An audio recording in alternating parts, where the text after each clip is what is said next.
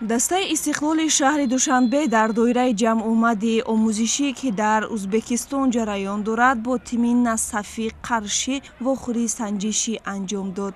Ин рақобат дар ҳузури зиёда аз 6000 тамошобин дар варзишгоҳи марказии шаҳри Қаршӣ баргузор шуда бо ҳисоби 2-0 ба фоидаи мизбонон ба анҷом расид. Ҳар ду голи дастаи Насафро легионери гурҷӣ Ҷабба Ҷигаури дар дақиқаҳои 52 ва 62 ба самар расонид. ҳамакнун дар доираи ҷамъомади таълимию тамринӣ бошгоҳи Истиқлол 23 июл дар шаҳри Тошканд бо тими пахтакор бозии санҷишии дуюми худро доир мекунад. Ёдовар мешавем, ки ин машғулиятҳо марҳилаи омодагӣ ба бозиҳои гурӯҳии Лигаи Чемпионҳои Осиё ба ҳисоб меравад.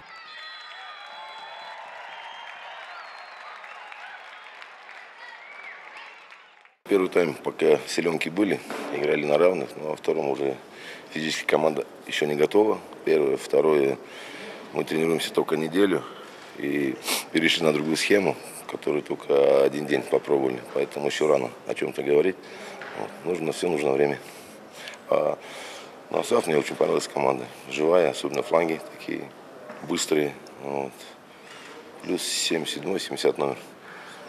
Хорошие ребята.